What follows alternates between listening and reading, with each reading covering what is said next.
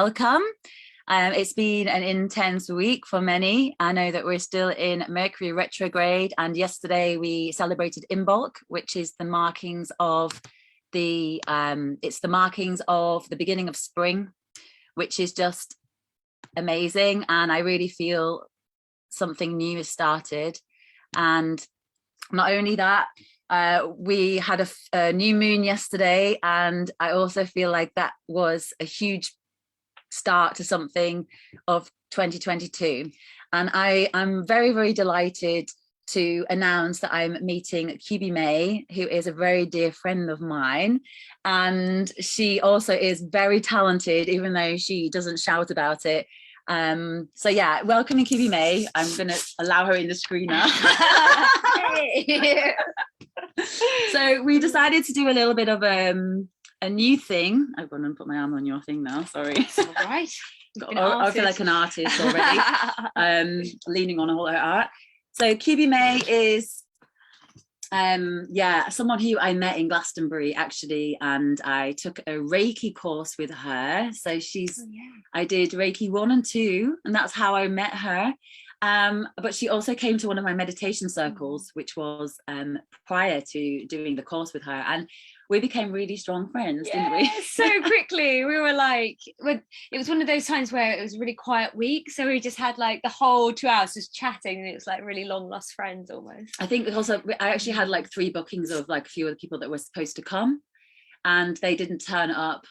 So it was like meant to be that we were together one-on-one in this meditation cycle, which was like super powerful. And I learned already a lot about her in that session, knowing that she's like one of the first friends that I met here when I moved here. And and she has these fantastic dogs, which are not here right now, but they're there, who usually are in the screen as well.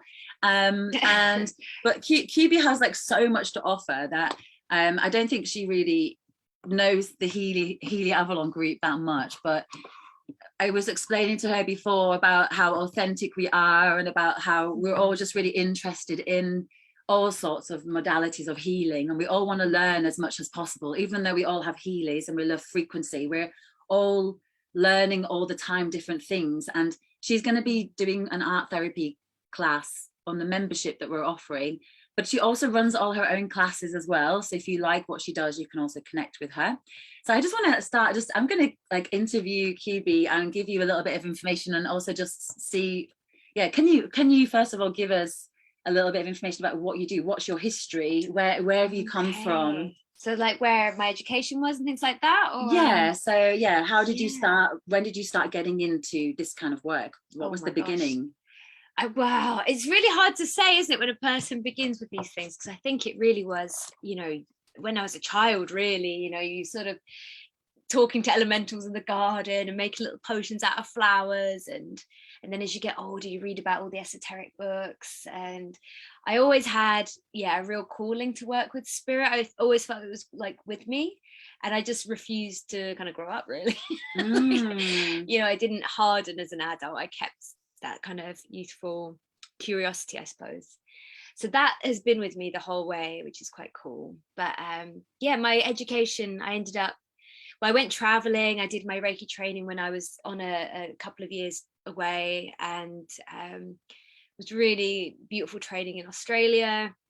And then I came back to England, got into creative therapy. I did my degree up in Derbyshire, not such an exotic city, but. So did you do your Reiki training in Australia? Yeah. I didn't know that. Yeah, I did. It was in Byron Bay. It was a very cliche hippie destination. Oh my God, amazing. Yeah, it was beautiful. And so and that was when I was really young. I was like 18 then. So I was straight in with the healing work. And then by the time I was like in my mid-20s, I was trained up as a Reiki teacher, maybe younger than that, 23, something like that. Now I'm 33, so I'm fully involved in it now, and it's like it's definitely like a path that I walk as much as I can in my own life as well. Amazing. So like, I know you've always had this, like, you do mention it to me sometimes, that you have some kind of association to the alien world. Oh my God, yeah. And I would really like it if you could just like talk a little bit about that. And can you just give us a little bit of insight on the world, the other world that you are also interested in? So I guess, I mean, I definitely don't feel like I'm from Earth. Sometimes I feel like I'm blagging it a bit as a human being, like I'm just trying to get away with it. But I definitely feel more connected, more to sort of the Andromedan races, really. There's always been a part of me that's felt very intuitively like I'm just here to do a little Earth mission, and then I get to hop back off to my home planet. And so everything that I do is a little bit galactic. I've got quite a lot of earthy roots because of the shamanic training that I've gone on as well. So I did Reiki training and shamanic training like a few years ago, and that was in Glastonbury. And so I feel like I've got my roots in Earth, but all of my soul, like the core of me, is up in space, really, with the Andromedans. So can you give us a bit more information on the shamanic training that you went on? Oh, that was great. So, we did this lovely course up in Paddington Farm, and it was just a beautiful kind of journey through a lot of initiation rites, so sitting like with the heat of the Temascal, and going through plant medicine as well, and exploring that, learning how to make tinctures, learning how to communicate with spirits. Got an amazing teacher, Vinod. I'll have to put a link to his. Yeah, sure. I mean, we're gonna, anyone interested in this shamanic training, we're happy to put the links after onto the Facebook page. Yeah, I imagine he'll be doing it again in the next sort of year or two. And actually, I should be helping out. I think that's the plan. So, he was great and really sort of cemented the work that I did, which was kind of intuitive up until that point. It really gave it its roots, and then as Glastonbury does, it calls people back to the land. So I was just here on holiday doing my shamanic training, and a year later I was moving here, and just the land just called me back here. So like when I first met Kubi, she told me her journey and had to explain how she arrived in Glastonbury. And can you please give us, like, tell everyone here like how you arrived here? Well, dramatically, I don't do things by halves. So I thought, what's the most dramatic way that I could enter the lands of Avalon for this shamanic training? And I took it upon myself I found the old ley lines mapped out on sort of 6th century charts, and then I overlapped it with Google Maps and kind of plotted a route from Trowbridge to Glastonbury. So I ended up doing a 12-hour night hike, setting off at sunset, arriving at sunrise by myself, just because I felt like the land deserved a kind of a real pilgrimage way of approaching it, the kind of sacred kind of way of entering the land for the first time. And although I nearly killed myself, I was so tired after 12 hours. I ended up passing out on a roadside. Did you really? I didn't know that. Beeped awake again by a lorry. Carried on off my merry way to the shamanic training. So And did your dogs take that journey with you as well? No, my goodness, they would never have managed it. Wow, you did it completely on your own? Completely by myself. Well, I mean, that takes a lot of courage to do that. Did you do it like right across the land, or did you follow roads, or did you have like an idea of where you were going? I had a rough idea. I was following the ley lines. So the ley lines don't follow the roads. So sometimes I was walking through fields, sometimes I was climbing over people's garden fences, sometimes I was on the main road. It was just really bonkers. But it was just one of those things I had to do. I just got to be in my bonnet about it. And I mean, like, this girl is just incredible, and like, this is only half of it. And thank you so much for joining in, everybody. Everyone's like live on Facebook mostly, and Bernie as always in the Zoom in the Zoom with us. There's so much we could cover on this interview. I just learned, by the way, that she's written 2 books. I literally just learned it, and I know her for more than a year, so I want to cover that as well. I'd like to just touch a little bit on what you have been doing in the last year, something that you've just finished, which is your psychotherapy or counselling? Psychotherapy. So I've been doing that for years, but I've just launched into doing shamanic kind of Reiki training. And basically for years I was working for social services, which seems really mad now because that's quite a serious role, and I'm not a very serious person, but that gave me a lot of footing for being a therapist. So my background, my training was creative therapy. Got employed, worked with social services, so working with children on the edge of care, families going through the court systems, and did therapy with those families and those children. And then last year we had one of our sort of shamans here, Tatanka. She sort of spoke to me and said, look, Kubi, you're not meant to be working in such a serious job. You know, if you don't make the leap, the universe will push you. You're meant to be working in a magical way and doing healing work and stuff. And I was like, ha, nice one. And then 2 weeks later, like, our team was made redundant. So interesting how it all pans out. And it's been such a beautiful blessing, because now I get to, you know, work from my spirit rather than kind of my human job. So now, my life, I kind of do, shamanic Reiki healing. I do creative therapy workshops. I do a little healing circle called Soul Alchemy, which is all about integrating the darkness with the light rather than separating it or casting it away. It's like bringing those two, really core elements of the fabric of the universe together, really. Wow. Yeah. I mean, so the social care, when I first met Kubi, she was doing it. I mean, it's amazing the work that she has done with those children. And she's helped me in certain situations as well, and for many ways. She's a great friend to have. Oh, bless you. For some great advice, you know, because she's obviously coming from that therapy background. And this art therapy, she's running these face-to-face in Glastonbury, but she's also doing them online as well. So maybe you want to just like give our listeners a little bit of information about your art therapy classes, because I know that a lot of people here are interested in colors and in art in general, and I think that a lot of us want to do more of it, but maybe you can just tell us how it works in your art therapy classes a little bit. Okay, well, I suppose the underlying thing with creative therapy and the therapeutic arts and art therapy is your brain is like, everything's going on beneath the sort of behind the curtain. So the subconscious mind holds loads of symbology and useful information, you know, things that perhaps we're not fully aware of yet about ourselves, and it's almost like little clues. So in the same way, when we're dreaming and our brain gives us little symbols in dreams, and often we wake up and we go, oh, that makes sense now, or you get halfway through the day and go, oh, that's what that was about, and that kind of makes sense to me in this kind of way.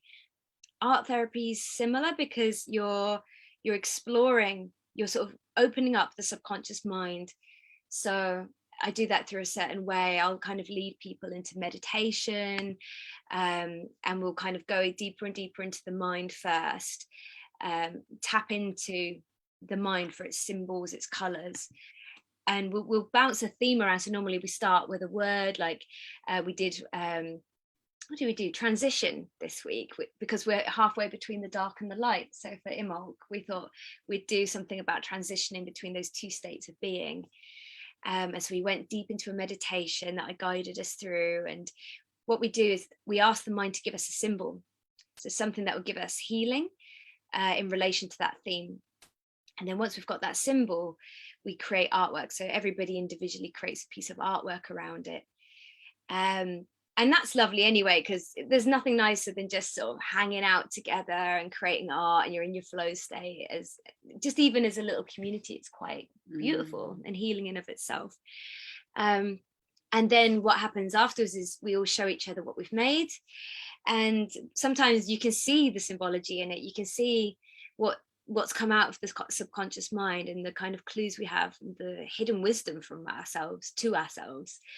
But sometimes other people see it as well. So there's a beautiful thing of like the sharing of wisdom between everyone in the group, where people go, oh, you know, I see this in this picture, and I see this symbol, and have you thought about this, and does it mean that? And so there's a real weaving of the wisdom that gets shared.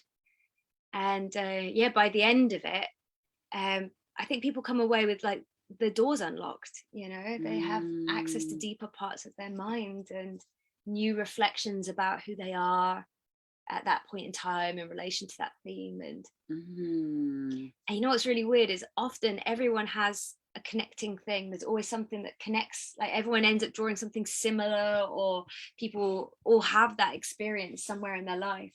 Wow. So it's quite a spiritual element to it as well, and quite ritualistic element of going down the rabbit hole together and then resurfacing together. Wow. Yeah, it's good fun. So everything is kind of connected between each other. I mean, we're all connected anyway as one. So somehow you come together in this group, and then something is almost like coming through everybody. Yeah. To create some kind of, I don't know, something that needs to be seen in that moment, or so much, like, because the work is, it's almost like you're healing at an individual level, but it always represents the collective, because as you said, we're all one, right? We're just one big mass awareness. And so when one person's sharing about their experience and they're offloading, or they're connecting dots, the other person who may have a completely different experience is also able to do that because they're connected. Because we're all energy. Like, it's beautiful. It's a really wonderful thing to witness. I mean, a few things that came up when you were talking about that for me is that because some of you might have seen, or maybe I haven't shared it yet, but I did like something called a light language course on the weekend, which was, I mean, I did post it in the group. Sam Young had also joined. She's one of the members, and it absolutely blew my mind. And it was slightly different, because I know that you do light language in her sessions, which a lot of us know is this like sounds. Can you explain actually how you? Oh my God, I thought you were going to ask me to example it then. No. What I mean, not ready to do that. Not in the moment. I mean, we have had Christina do light language on here before. Oh wow! In the moment, brave. Yeah. I don't know how to do it. Just random. I have to put myself into a bit of a trance. Yeah, totally. I mean, I'm not going to put her in that position right now. Next time, Kubi me on the next session. But more like, what is light language? Like, can you just give us, everyone on here, what it is? Can you explain it from what your perspective is? I mean, I often wonder if it's just like the language of the soul, and I think it's called different things in different cultures. Like the Christians call it speaking in tongues, don't they? Where you center yourself with the Holy Spirit, something drops in and through, and whoever's hearing that, it touches them in a way that isn't really formulated around words. It's just sounds that are healing. And I suppose this is how it relates to all the Healy stuff, because it's all vibration. And a person just needs to hear a set vibration. If you can tune in and channel that for someone, it comes through like that. So yeah, when I do shamanic Reiki healing sessions, I do start off, before I do the Reiki, with my drum, and I'll put myself into a trance, and then I start just aligning myself. And the one question I always ask with light language is just for the Great Spirit to drop in what needs to be spoken or sung. And it sounds so alien, the stuff that comes through. It's kind of weird. It is weird, but I'm weird. I'm all right with that. But it sounds so like it's interesting, because there is no mind to it. It's just something that is flowing through you. And I guess you do have to kind of be in that space to really let that flow out of you, because I mean, I've tried to imagine it myself, or at least maybe there is a way that we could do more like practicing of opening our voices to be able to be channeled for light language. So the light language, I did a light language course, and I was like kind of thinking we would be doing something like this, where there's sound coming through, but actually I did a light language course which is all about geometric shapes, which is the template of everything. It's all around frequency and color. So it was very different, but oh my God, I learned how to create grids, like seven level grids and 49 grids. Everything has a structure, and like I just learned so much. It's just blown my mind. And one thing he did tell me was that, like, to watch out for night school. So night school is your dreams, and I've actually been having like an amazing night school in the last 2 weeks, and in the last 3 days I've learned how to remember my dreams by using geometric shapes. Oh, that's amazing. So one of them was like, so for example, yellow is to have more clarity, and a cube is to contain the clarity. So when I wake up in the morning, I imagine a yellow cube around my dreams when I first wake up, and so I remember it easily later in the day. And it's really helped me. And I've been dreaming about all sorts in the last few days. One of them I'd like to share because it was quite amazing. One of them was like someone had killed somebody, and I'd known that it had happened, and it was that person, but I couldn't prove it. But then I did manage to prove it by a video that someone had filmed on their phone, and there was a reflection inside the video on the water of that person, being the truth being revealed in the reflection in the video. So that was something that happened on one of the days. But like last night, for example, a lot of spiders in my dreams, big ones. And I know that you talked about weaving, and like, can you give us like a little bit of like, do you know a lot about dreams, don't you? Can you give us a little bit more like about when things come through your art, like what it actually means, like if something comes through in dreams? Yeah, they do say that the best person to interpret dreams, or indeed art, is the person creating it or dreaming it, because it's a conversation that's coming up from your subconscious to you. So the best person to interpret is you, because it's come from you. It's, if you think of it as like a long forgotten language between yourself and yourself.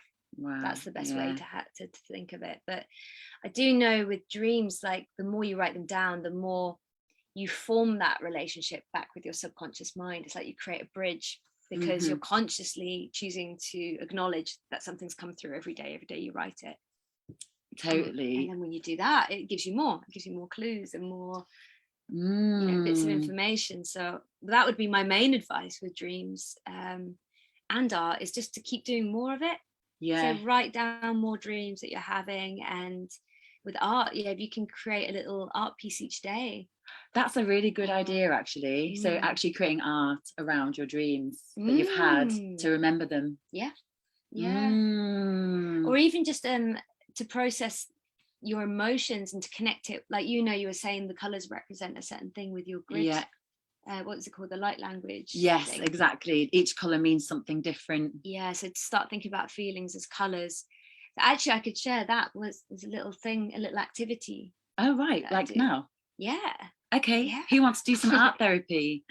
It's not art therapy, it's creative therapy. There's a difference. Creative therapy, please. I mean, like, tell us the difference if you want. Like, what's the difference between creative therapy and art therapy? Art therapy is much more free flow. So a person would go to like an MA therapist, and they would be asked just to, free flow, use whatever materials they want, and then they analyze it together at the end. Creative therapy is a bit more structured. So it's kind of like you come to a workshop, and there's a few creative things that I've put in place. Right. Nice. Okay, great. Thank you. I'm just to let everyone know that we're doing this from one room. So like normally we're on screens together, but we're in person. So it's a bit like you may feel that we look at each other because we're connecting. And I'm also aware that you're all here on the screen as well, which I'm like trying to connect with everyone here. So I hope you're all enjoying the conversation so far. So I'm up for doing some art therapy. What do we need? Do we need to get pens or? No. Like, it's just a very simple little mind exercise, really, just to give you an idea of how you can start connecting color and with healing. And this is an activity that you could do like every morning when you wake up.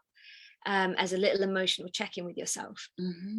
So amazing. I'm going to let you like maybe guide that. I'm just going to plug the laptop. Oh, is it running out of battery? Yeah. So having a battery emergency, but it's fine because Abby's going to sort it out. All that you would do each morning, so you could do this before meditation or whatever. You get up, and the first thing that you do, close your eyes, put your hand on your heart, and you just travel inwards. So you become very present. You ask yourself to really drop into the space, and you welcome yourself into that present moment. And you simply ask yourself, how am I doing? What am I feeling today? And you ask your mind to offer up a color that represents that feeling. And some people see it differently. So some people will see it as like a bulb of light, or they'll see it as a wash of color, whereas some people will think of the color as a word, perhaps, like they'll see the letters blue spelled out, and all of that's fine. Everyone's different. So you do that, and then so you kind of go, okay, that's cool. And then you would do the outer. So you kind of, I've done this before. I don't know if it will show up on the screen. So that day I was feeling like yellow, so I did a big yellow circle, and then I wrote down any emotions I was feeling. So what was it? Changing, unclear, metamorphosis is the words that I wrote down that represented that. And then you go inwards again. So you go, okay, close my eyes again. And this time you imagine drawing that color around yourself, like almost like you have a giant chalk, and you just go in your mind's eye around, and you go, thank you for giving me that information, subconscious.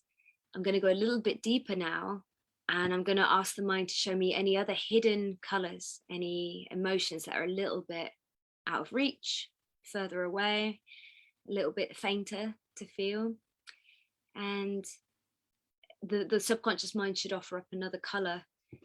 And often people find they're really different colors. So you could be feeling really angry on the outside, but deep down maybe you feel quite vulnerable. So you might do red as an outside color and then kind of pink on the inside or something like that.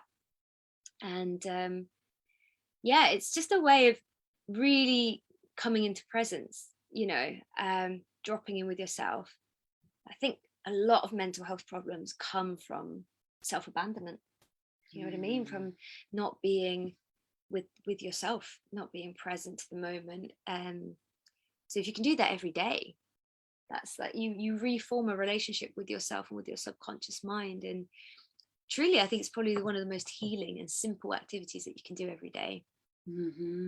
Yeah, but we do that as a group. We do that to start the art therapy group.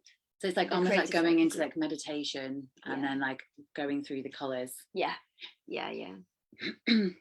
Okay, great. Let's see what comes up.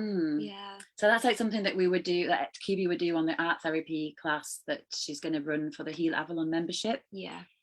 Which is on Creative therapy. 8 on the 8th of February, I believe.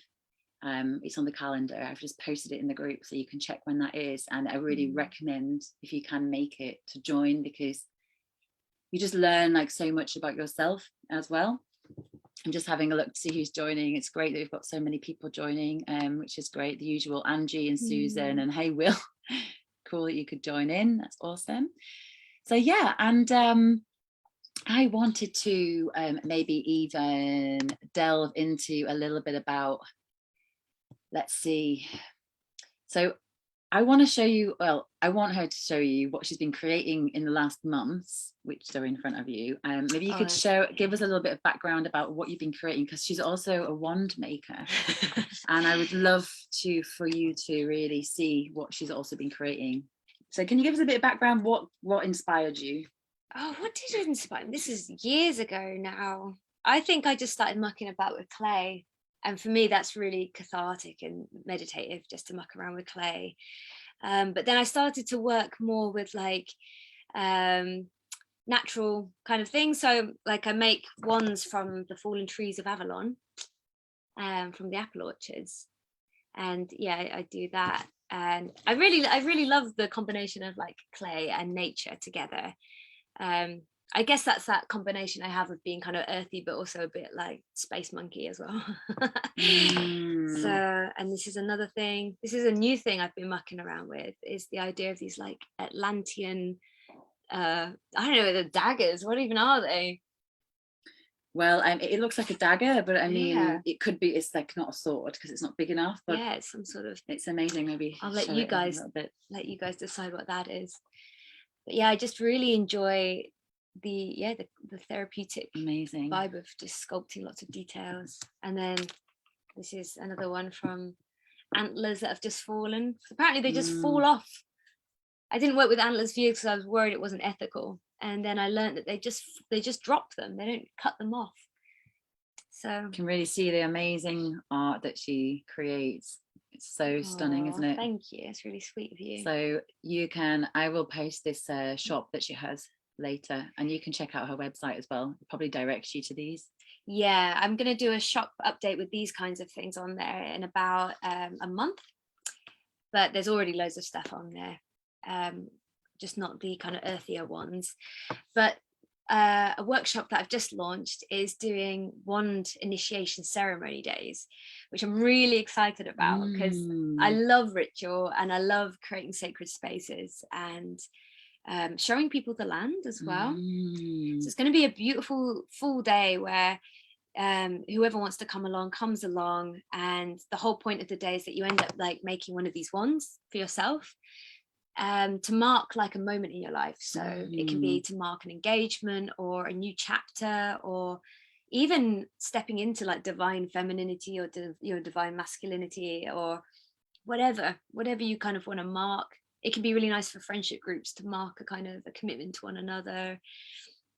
And yeah, it's going to start off kind of at the bottom of the tour, and we're going to have a little fire, and we'll do the casting out anything that you don't want to carry with you anymore into the flames. Wow. And then a journey into the woods to pick the tree that you feel called to, journeying a bit with the tree, picking the branch that you're going to use.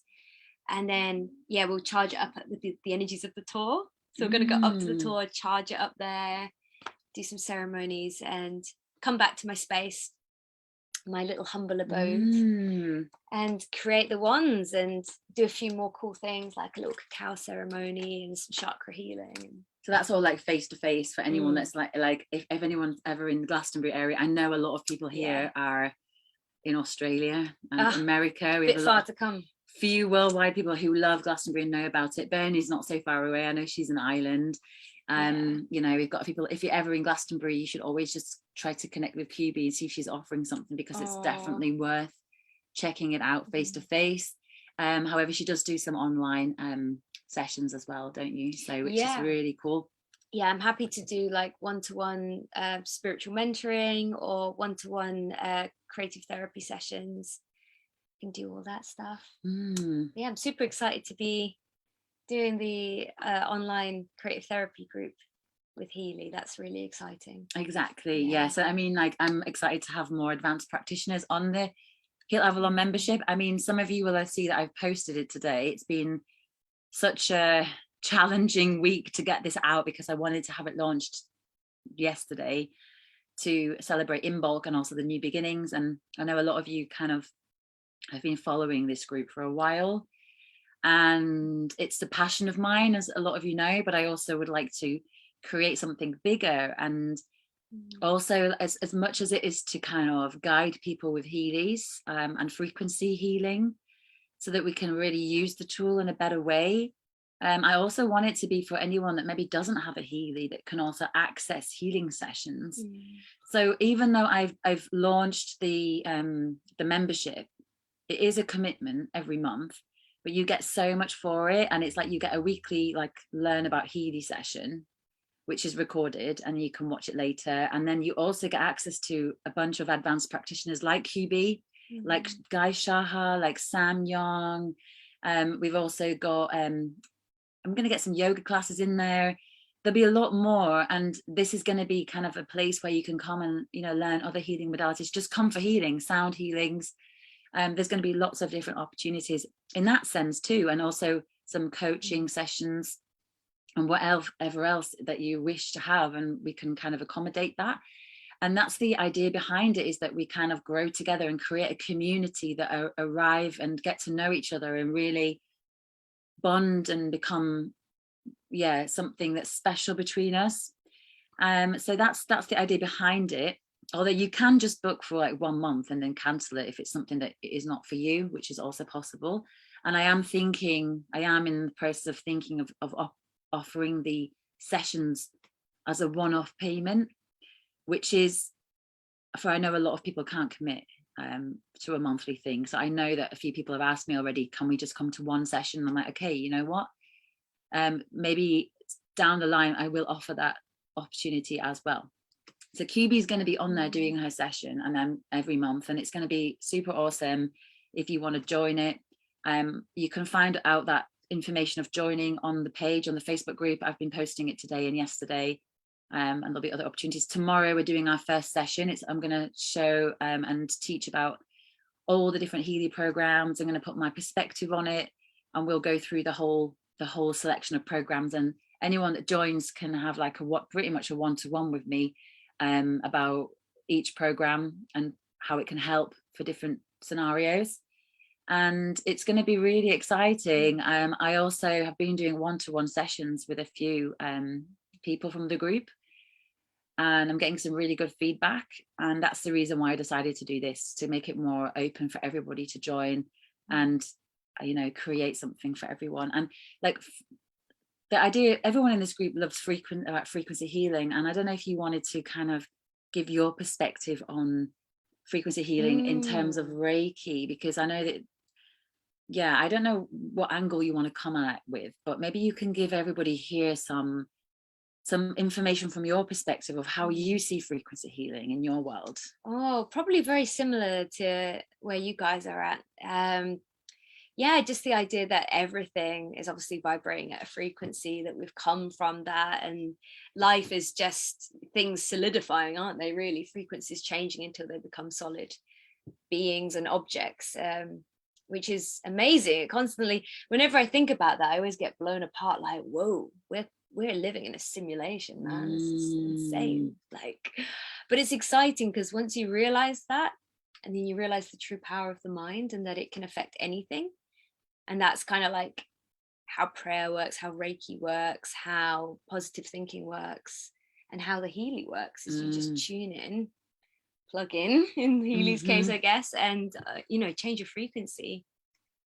So Reiki kind of works in that sense, that you're getting out of your own way. That's the big thing with Reiki, is you start off by asking your hands to be guided and for your ego to be moved aside. And I think that's crucial, that I'm always a little bit wary of, getting too clingy with the word healer, or, I kind of just prefer thinking of myself as just an empty vessel that is just doing the work of spirit, just emptying out.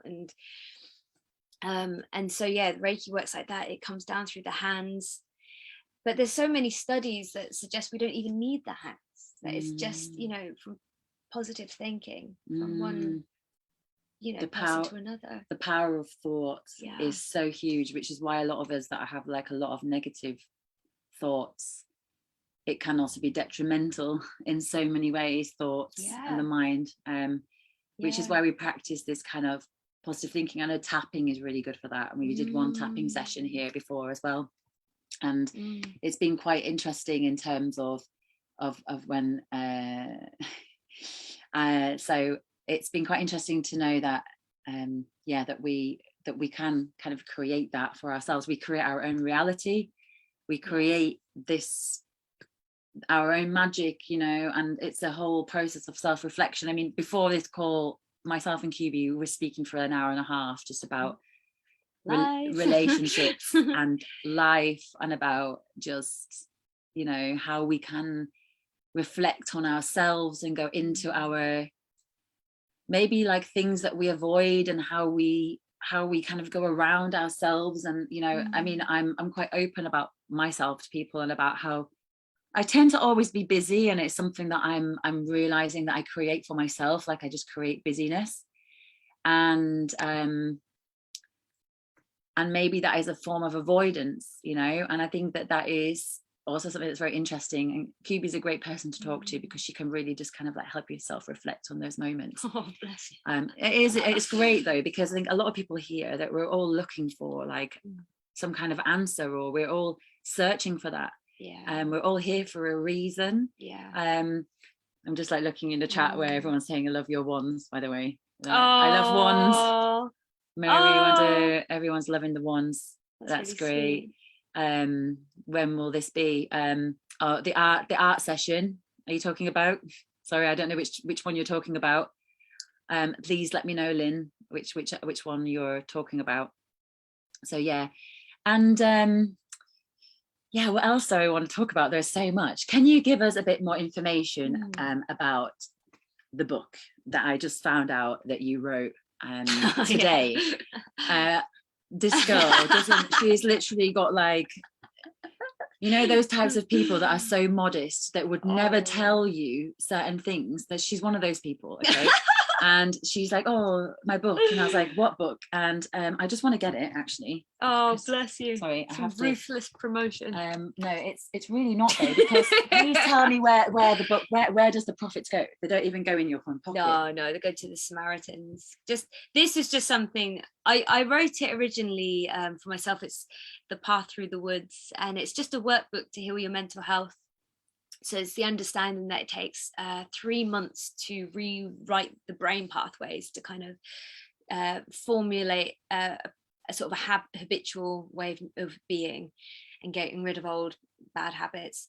So I wrote it around that when I was really going through my kind of dark night of the soul, about 2 years ago now.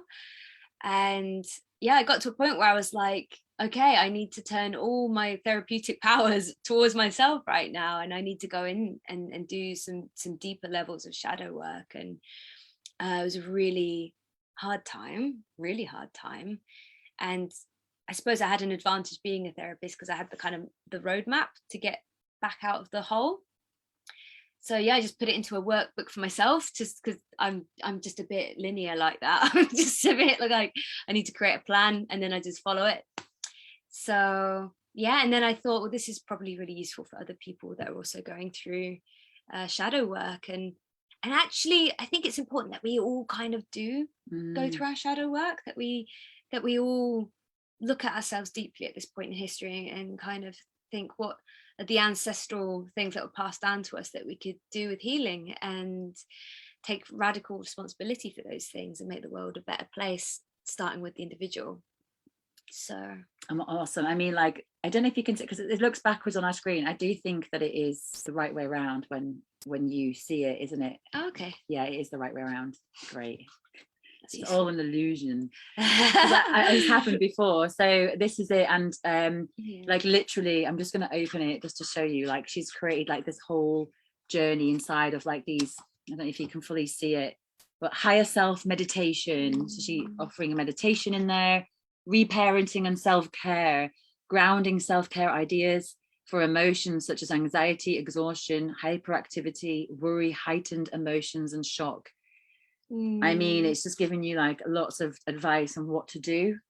Releasing self-care ideas for strong emotions, processing self-care ideas for emotions, and she's given examples of emotions. And she's really just showing you, like, explaining lots of things. 90 days of healing, your daily 1-hour program. And then she gives you daily reflections, new life values, hidden emotions, releasing trapped trauma from the body. And then there's obviously like, there's like the chart which explains all the different emotions and self-care response. And then she literally has like pages where you can, I mean, it's some of them, basically every single day has a place where you can do it, and you've got like different charts to use. And I'm just like blown away by this. And the fact that it all goes to charity or to the Samaritans. Yeah. For this, I mean, it just shows you what kind of human being this woman is. And blush.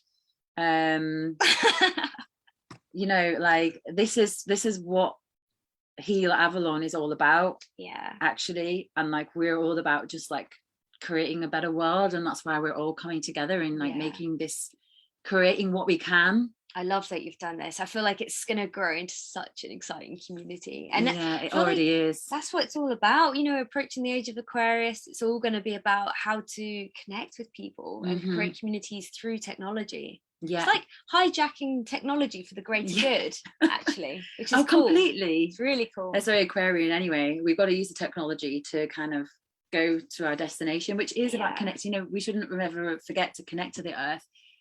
Some of you saw that I was on the tour the other day. I did a picture up there and I was like grounding with the earth of the tour. I mean, that's so important. Yeah. Kubi's often in the nature, aren't you? Oh yeah, love it. I have to go for a walk once a day, and I pretend it's because I have dogs, but it's not. It's me that needs walking. Yeah. I definitely need that. Yeah. Without that grounding, that daily touching down with nature, we kind of lose a sense of our innate beingness, I guess, don't we? Definitely. I mean, I notice that I struggle actually just get outside, and when I do, I know the difference it makes me feel, and I'm often like downloading all sorts of informations that are coming down through me, going, oh yes, and getting revelations when I'm walking. I'm like, I need to do this more often. It's weird that it's so hard to do it, isn't it? Like, to actually make the move to go out. Yeah. It's like what we were talking earlier about, how the ego will do anything to stop itself being dismantled. And I wonder if it's that because the ego knows it's so healthy to go outside and have a walk, that actually getting out is quite an ordeal, especially in the winter in England. It's like, definitely. It's almost like self-sabotaging in a way, isn't it? Of like actually like doing the things that your soul needs.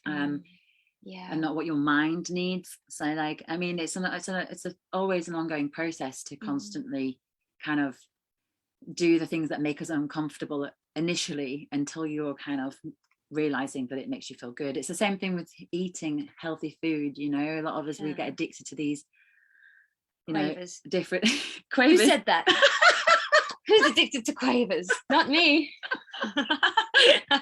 We're both Taurus as well, so we both love our food, you know. So Taurians always get addicted to food. It's just in our nature, isn't it? Oh my gosh. Oh, I mean, there's so much more we could talk about, actually. Does anyone have any questions? I just want to throw that out there. Like, does anyone have questions about like art, or maybe you want to share something? Anybody here, feel free to do that. Lynn Cummings, the event in Glastonbury making wands, when will this be? Shall I go through it afterwards and put links into all the questions that have come up on the comments? Yes, that's what we'll do. So it's any time, Lynn, though. Like I do it just ad hoc. So if you've got a couple of people that are up for it, so yourself and maybe a friend or a partner, then yeah, just get in touch with me and I'll try and book it in as soon as I can. I like this idea. Maybe we should create a Healy Avalon group. So anyone that watches this recording or anyone that's on live, whoever wants to come and do a wand initiation group, say yes, and we'll arrange it so we can all do it together.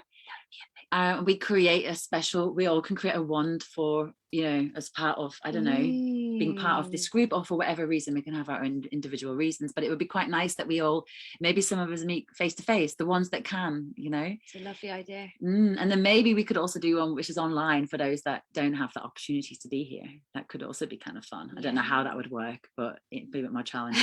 But we could figure it out in terms of getting the right materials. But anyway, I love that idea. I think we could definitely make that happen. So yeah, that's great. Brilliant.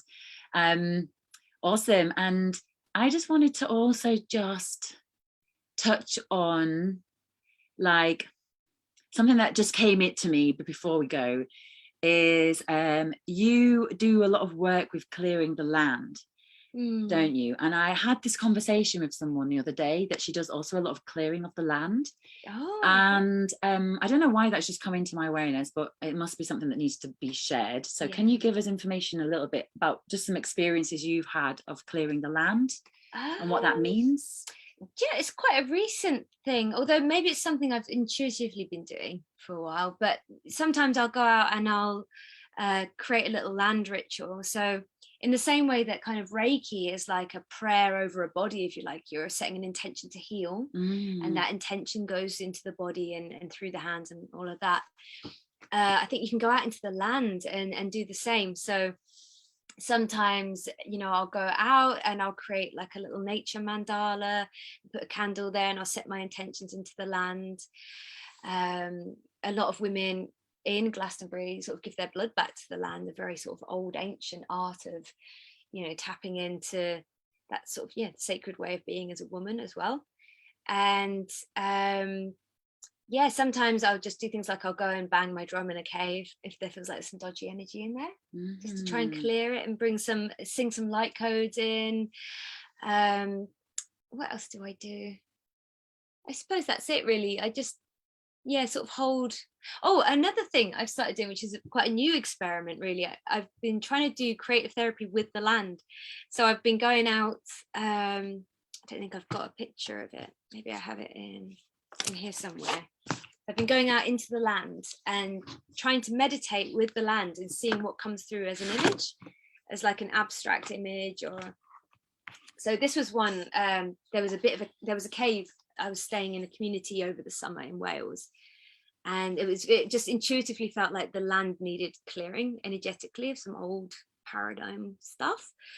And so I went and took my paints there and painted all day and channeled this image. I don't know if you can see it. Yeah, you can. You can go a bit closer with it if you want. So that's kind of one way that you can work with the land. I think sometimes it's just an energy that wants to be seen and validated and put somewhere else. If you can put it into a painting, and then that's a way of. Wow, so it's almost like transmuting it like you would your own art. Good word. Yeah, I love the word transmute. A lot of transmutation happening right now. Any more art you want to show everybody? Oh, I can't think of anything. I'm sure that'll be enough for everybody. So shy. And I'm just wondering, because like we've got 10 minutes left, but I'm just wondering, because I do like to offer everyone who comes on the call something, and like in terms of just like being able to go away with something. Yeah. Would you be like maybe up for like guiding through like a little mini meditation for everyone in the group? Oh, okay. Would you be like okay with that? Yeah. Just like a 5-minute one, just to maybe just reconnect with ourselves here in the group, and yeah, that'd be something you could do off the top of your head. I can. Yeah, do you know, I'll do the one that I did. There was a meditation group I did the other day, so I did that on the spot, but I think I can remember it. That would be really good. So yeah, maybe you could, everyone can close their eyes in the group and you can Yeah. guide them, and I'm going to do the same. Okay.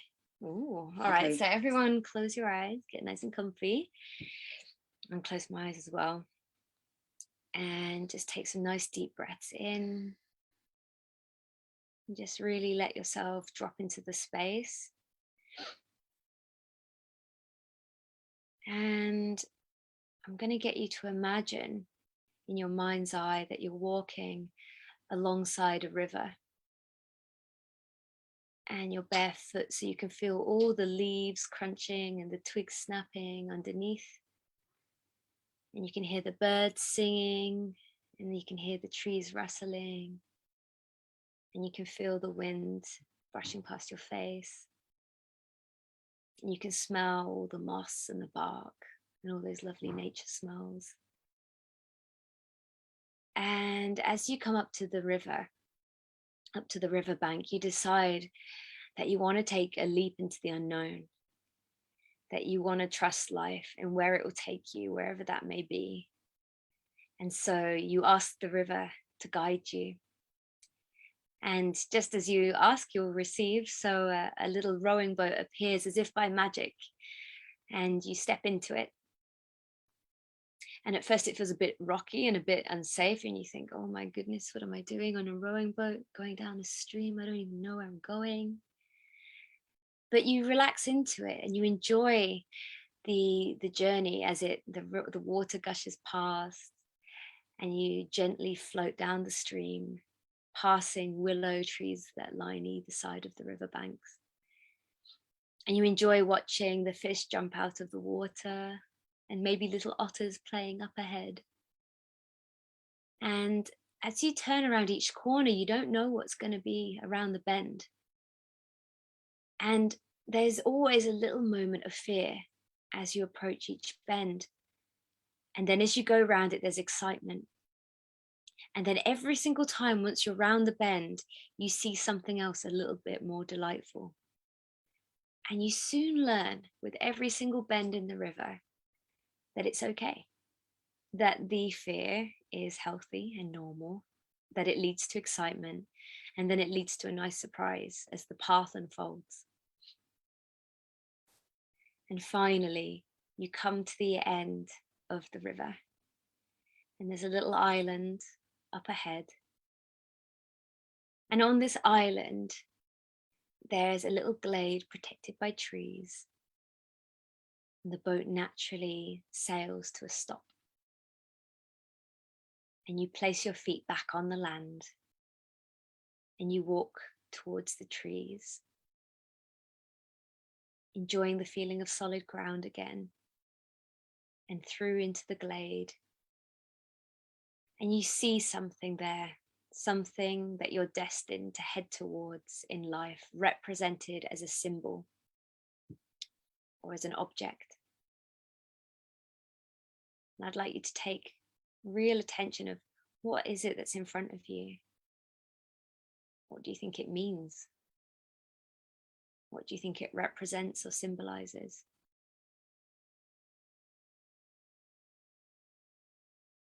And then I'm going to get you to take that feeling of excitement that you had on the boat, of letting life take you wherever it wants to take you, floating downstream, and to carry it back into your heart. And then to open your eyes and give your fingers and your toes a wiggle. Are you wiggling? Yes. She's wiggling. And at this point, in an art therapy class or a creative therapy class, I would say to write down, to sketch what you've drawn and to turn it into art. See what happens from there. But maybe you can do that after the call. Yeah, maybe I feel inspired to have a little drawer or get some pens out and just draw what it is that you envisioned. Yeah. Thank you so much. You're very welcome. She's awesome. It's been lovely chatting here with you. Yeah, it's and been the great. world. Yeah, thank you so much for joining, everybody. It's been so great. Just seeing Oh, look at all these lovely comments people have left. Yeah. What lovely people. So awesome. It's been great. Everyone who, you know, there's a lot of people that watch the replay because it's not their time zone. So thank you for also watching the replay for anyone who's seeing this later. Tomorrow, just a reminder, I'm running my first Learn Healy class. I've already posted about it. I'll share it more tomorrow. If you've got questions, please just message me. And I'll be sharing Kubi's creative therapy class. I always say it wrong. Soon as well, because it's coming up next week. So if you want some more of Kubi May's vibes, then tune in and keep an eye on the group. Thanks everyone for joining. Thanks. Lots of love. We'll see you all soon. Bye. See you. Bye.